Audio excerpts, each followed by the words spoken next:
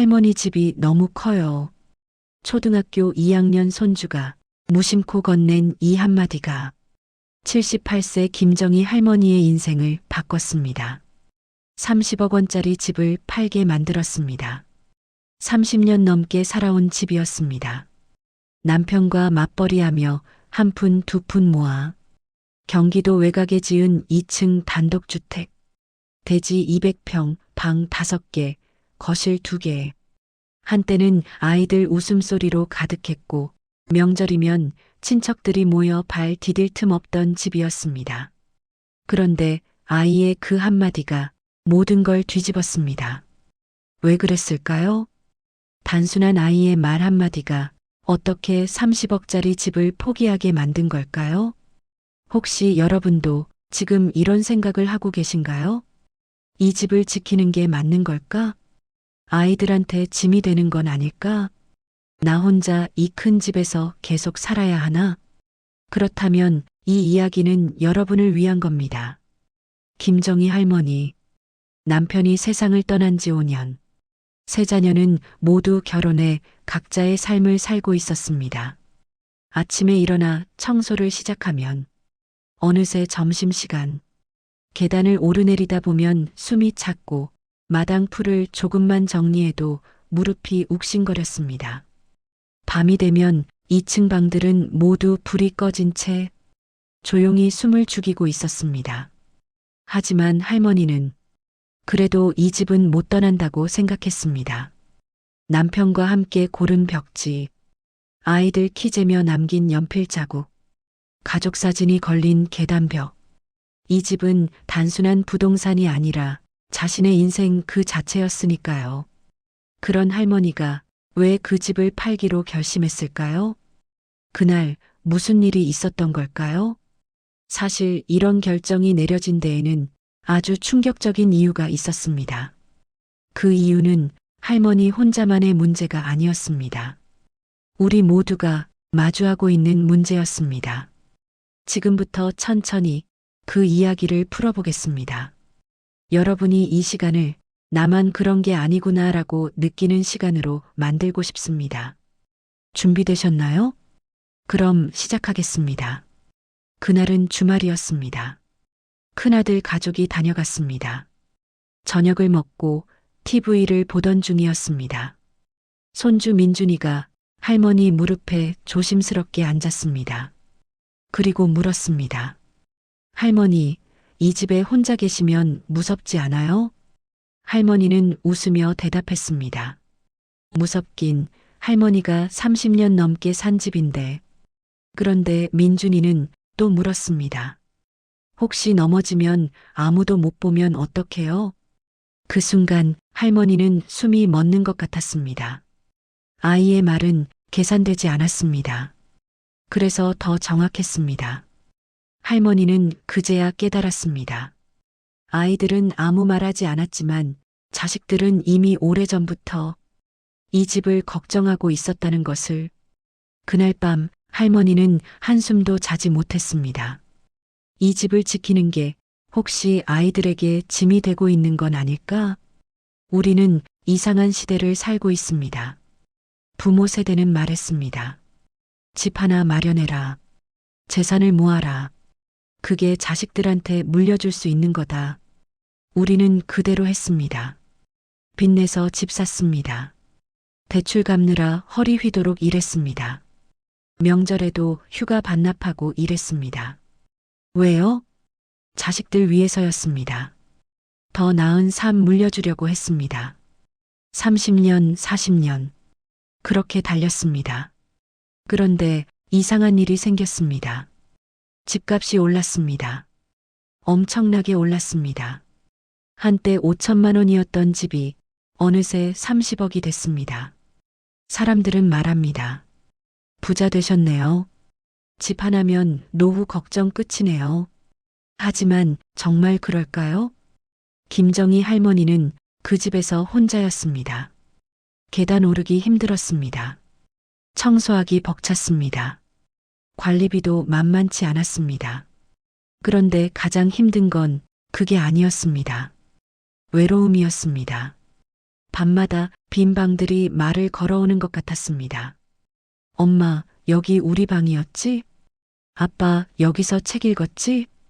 집은 컸지만 삶은 작아졌습니다. 이건 할머니만의 문제가 아닙니다.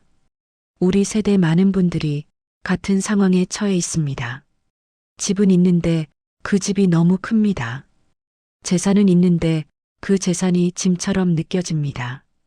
자식들한테 물려주려고 모았는데 정작 자식들은 멀리 있습니다. 왜 이렇게 됐을까요? 우리가 잘못한 걸까요? 아닙니다. 이건 여러분의 잘못이 아닙니다. 우리는 그렇게 살도록 배웠습니다. 집이 크면 좋은 거다. 재산이 많으면 행복한 거다. 그게 우리 시대의 공식이었습니다. 하지만 지금 공식이 바뀌었습니다. 100세 시대가 왔습니다. 퇴직 후 30년, 40년이 남았습니다. 예전에는 없던 시간입니다. 아무도 가르쳐 주지 않은 시간입니다. 우리는 이 시간을 어떻게 살아야 하는지 모릅니다. 큰 집을 지키면서 외롭게 살아야 할까요? 아니면 다른 방법이 있을까요? 김정희 할머니는 그 질문 앞에 섰습니다. 손주의 한마디가 그 질문을 던진 겁니다. 할머니는 며칠을 고민했습니다. 그리고 결심했습니다. 이 집을 정리하기로. 며칠 뒤 할머니는 세 자녀를 불러 앉혔습니다. 엄마가 말이야, 이 집을 정리하려고 해. 순간 방 안이 조용해졌습니다. 큰아들이 먼저 입을 열었습니다. 엄마, 갑자기 왜 그러세요? 아직 건강하시잖아요. 딸도 말렸습니다. 이 집이 얼마나 좋은 집인데요. 여기서 계속 사셔야죠. 작은 아들도 마찬가지였습니다. 저희가 자주 올게요. 혼자 계시기 힘드시면 요양보호사 모셔드릴게요. 아이들은 하나같이 말렸습니다. 많은 분들이 이렇게 생각합니다. 부모님이 평생 산 집은 지켜야 한다. 그게 효도다. 집 팔라고 하면 재산 노린다는 소리 듣는다. 그래서 자식들은 말하지 못합니다. 정작 걱정하면서도 입 밖에 꺼내지 못합니다. 김정희 할머니도 아이들의 반응을 예상했습니다. 하지만 할머니의 목소리는 단호했습니다. 엄마 인생의 집은 여기까지인 것 같아. 그 말을 듣고 큰아들이 고개를 숙였습니다. 사실은 저희도 걱정했어요. 혹시 엄마가 넘어지시면 어쩌나. 아프신데 혼자 계시면 어쩌나. 딸도 말했습니다. 명절 때마다 엄마 혼자 계신 거 보면 마음이 아팠어요. 작은 아들도 고백했습니다. 밤마다 전화하고 싶었는데 엄마 쉬실까봐 못했어요. 그제야 할머니는 알았습니다. 자식들도 같은 고민을 하고 있었다는 것을 서로 말하지 못했을 뿐이었습니다. 많은 분들이 오해합니다. 집을 정리하면 자식들이 실망한다. 재산을 줄이면 자식들이 서운해한다. 실제로는 그렇지 않습니다. 자식들은 돈보다 부모를 걱정합니다. 30억짜리 집보다 부모가 안전한 게 중요합니다. 하지만 자식들도 먼저 말하지 못합니다. 왜냐하면 그게 불효처럼 느껴지니까요. 그래서 서로 말하지 못하고 있는 겁니다. 김정희 할머니는 손주 덕분에 그 침묵을 깨뜨렸습니다. 6개월 후 할머니는 이사했습니다. 아들 집에서 걸어서 10분 거리, 소형 아파트 한 채를 샀습니다. 방 2개, 거실 하나, 엘리베이터가 있고 관리비 부담도 적었습니다. 무엇보다 혼자가 아니었습니다. 처음 이사 온 날 할머니는 작은 거실에 앉아 창밖을 바라봤습니다. 정말 잘한 걸까? 불안했습니다. 30년 산 집을 떠나온 게 후회될 것 같았습니다. 그런데 이상한 일이 생겼습니다. 일주일쯤 지나자 마음이 가벼워졌습니다. 청소가 금방 끝났습니다. 관리할 게 적었습니다. 계단 오를 일도 없었습니다. 그리고 무엇보다 손주가 자주 놀러 왔습니다. 할머니, 저 왔어요. 민준이가 학교 끝나고 들렀습니다. 할머니 집이 가까워졌으니까요. 큰아들도 퇴근길에 들렀습니다. 엄마, 저녁 드셨어요? 예전에는 명절에나 볼 수 있던 얼굴들이었습니다. 이제는 일주일에도 몇 번씩 봤습니다. 할머니는 깨달았습니다. 집이 작아지자 오히려 관계가 가까워졌다는 것을. 혼자 큰 집을 지킬 때는 자식들이 부담스러워했습니다. 엄마한테 가야 하는데, 시간 내기 힘든데, 하지만 지금은 가볍게 들를 수 있습니다. 10분이면 오니까요. 많은 분들이 착각합니다. 큰 집이 있어야 자식들이 자주 온다. 재산이 많아야 자식들이 찾아온다. 그런데 실제로는 정반대입니다. 부모가 편안해야 자식들이 편하게 옵니다. 부모가 안전해야 자식들이 자주 옵니다. 집의 크기가 아니라 마음의 거리가 중요한 겁니다. 할머니는 집을 팔고 아파트를 샀습니다. 그리고 남은 돈으로 여유가 생겼습니다. 병원비 걱정이 없어졌습니다. 생활비에 쫓기지 않게 됐습니다. 그리고 처음으로 자신을 위한 돈을 쓰기 시작했습니다. 동네 문화센터에서 도예 수업을 신청했습니다. 이 나이에 뭘? 처음엔 그렇게 생각했습니다. 하지만 첫 수업에 가보니 할머니 또래분들이 가득했습니다. 다들 처음 해보는 분들이었습니다. 흙을 만지며 손끝에 집중하는 시간. 이상하게 마음이 차분해졌습니다. 3개월 후 할머니는 작은 그릇을 만들었습니다. 완벽하지 않았습니다. 삐뚤빼뚤했습니다. 하지만 그 그릇을 거실 선반에 놓고 매일 봤습니다. 내가 만든 거야. 그 생각만으로도 뿌듯했습니다. 할머니는 수영도 배우기 시작했습니다. 70 넘어서 수영을 주변에서 말렸습니다. 하지만 할머니는 수영복을 샀습니다. 물속에 들어가는 순간 몸이 가벼워졌습니다. 무릎이 아프지 않았습니다. 숨이 차지 않았습니다. 물은 나이를 묻지 않았습니다. 6개월 후 할머니는 25m를 헤엄쳤습니다. 강사가 박수를 쳤습니다. 대단하세요. 그 순간 할머니는 깨달았습니다. 나는 아직 끝나지 않았구나. 많은 분들이 생각합니다. 이제 나이도 많은데 뭘 새로 시작해. 집 정리하면 남는 게 뭐 있어. 그런데 실제로는 다릅니다. 집을 정리하니까 삶이 시작됐습니다. 짐을 덜어내니까 새로운 것을 담을 자리가 생겼습니다. 1년 후 손주 민준이가 할머니를 찾아왔습니다. 할머니, 요즘 되게 웃어요. 할머니는 손주를 꼭 안아주며 말했습니다. 내가 그때 말해줘서 그래. 집은 작아졌습니다. 하지만 삶은 오히려 넓어졌습니다. 그럼 이제 구체적으로 이야기해 볼까요? 김정희 할머니처럼 집을 정리해야 할까요? 아니면 지금 있는 집을 계속 지켜야 할까요? 정답은 없습니다. 각자의 답이 있을 뿐입니다. 다만 제가 만난 다른 분들의 이야기를 나눠보겠습니다. 그 중에 여러분의 이야기와 닮은 게 있을지 모릅니다. 첫 번째 선택. 집을 줄이는 길. 김정희 할머니처럼 큰 집을 정리하고 작은 집으로 이사한 경우입니다. 73세 박영수 씨도 비슷한 선택을 했습니다. 경기도에 있던 전원주택을 팔고 서울 아파트로 이사했습니다. 이유는 간단했습니다. 병원이 가까워야 해요. 나이가 들수록 병원 가는 횟수가 늘었습니다. 전원주택에 있을 때는 병원 한 번 가려면 차를 타고 30분을 가야 했습니다. 지금은 걸어서 10분입니다. 박 씨는 말합니다. 집이 작아지니까 오히려 자유로워졌어요.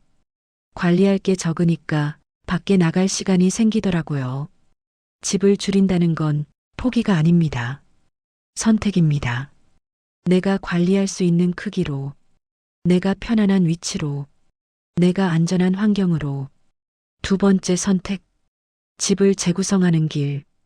71세 이순자 씨는 집을 팔지 않았습니다. 대신 집을 바꿨습니다. 2층 단독주택이었는데 2층을 임대로 내놓았습니다. 젊은 부부가 들어왔습니다. 이 씨는 1층에서만 생활합니다. 계단 오를 일이 없어졌습니다. 임대료가 들어옵니다. 생활비 부담이 줄었습니다. 무엇보다 위층에 사람이 사니까 외롭지 않습니다. 가끔 인사를 나눕니다. 택배를 대신 받아줍니다. 이 씨는 말합니다. 집을 다 쓸 필요는 없더라고요. 필요한 만큼만 쓰고 나머지는 나누면 되더라고요. 집을 지키되 방식을 바꾸는 겁니다.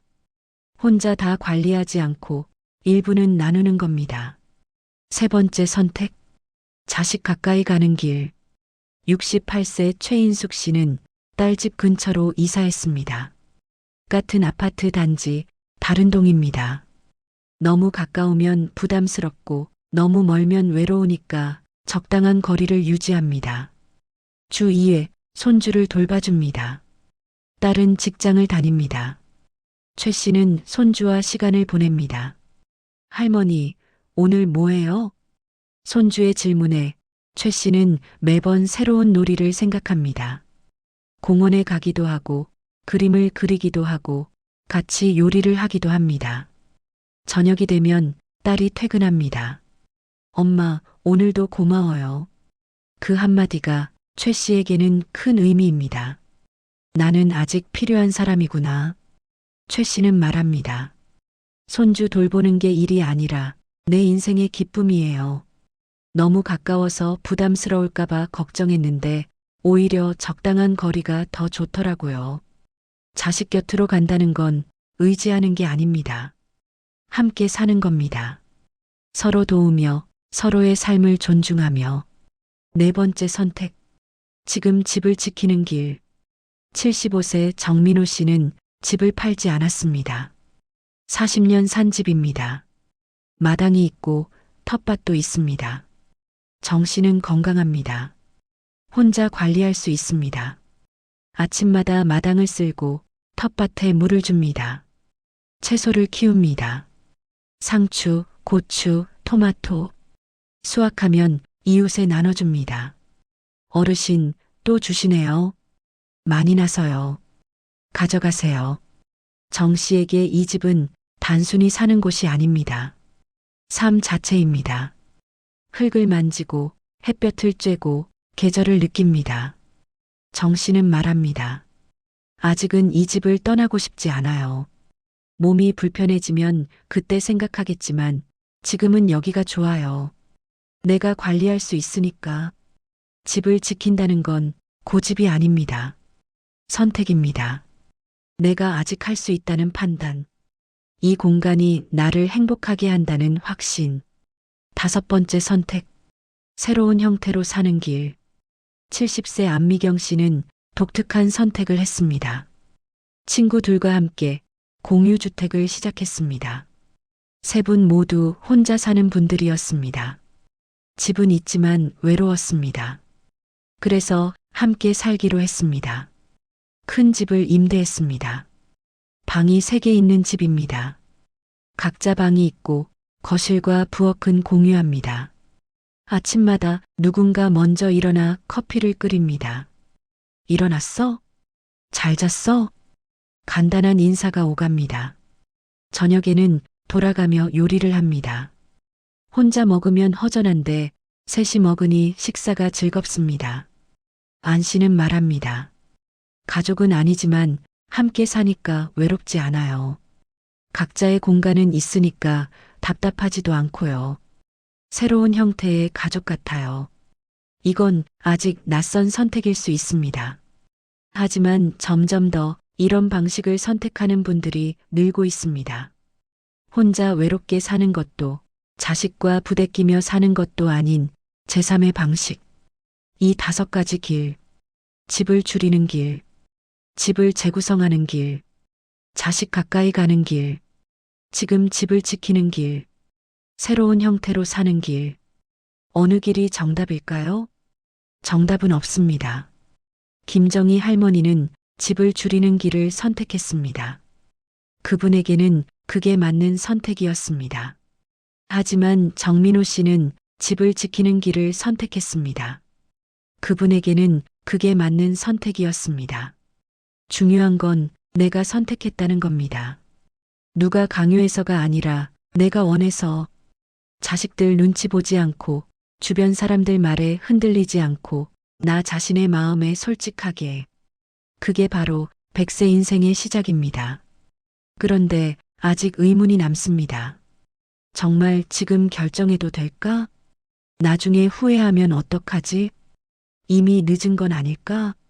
그 이야기를 마지막 장에서 함께 생각해 보겠습니다. 이미 늦은 건 아닐까요? 많은 분들이 이렇게 물으십니다. 나는 벌써 70이 넘었는데 지금 와서 집을 바꾸면 적응이 될까? 젊었을 때 결정했어야 하는 건데. 저는 그럴 때마다 한 분을 떠올립니다. 일본에 할머니 한 분이 계셨습니다. 이름은 사토 하루코. 평생 도쿄 외곽의 큰 집에서 사셨습니다. 남편과 함께, 자녀들과 함께. 남편이 세상을 떠난 게 82세 때였습니다. 그분은 그 집에 혼자 남았습니다. 주변에서 말했습니다. 이제 요양원 가셔야죠. 혼자 사시기엔 나이가 너무 많으세요. 하지만 그 할머니는 다른 선택을 했습니다.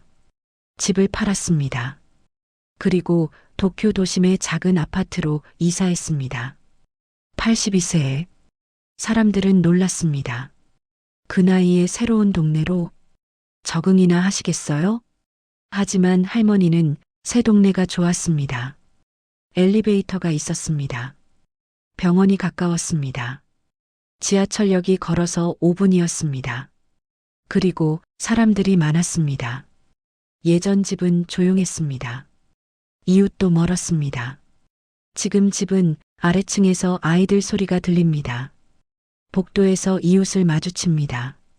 안녕하세요. 간단한 인사지만 그게 좋았습니다. 할머니는 86세까지 그 아파트에서 혼자 살았습니다. 그리고 말했습니다. 82세에 이사한 게 늦었다고요? 아니에요. 그때가 바로 제 새로운 시작이었어요. 늦었다는 건 착각입니다. 시작하지 않았을 뿐입니다. 많은 분들이 생각합니다. 변화는 젊은 사람들이 하는 거야. 나이 들면 그냥 있는 대로 살아야지. 그런데 실제로는 정반대입니다. 나이가 들수록 변화가 더 필요합니다. 몸이 달라지니까요. 필요한 것이 달라지니까요.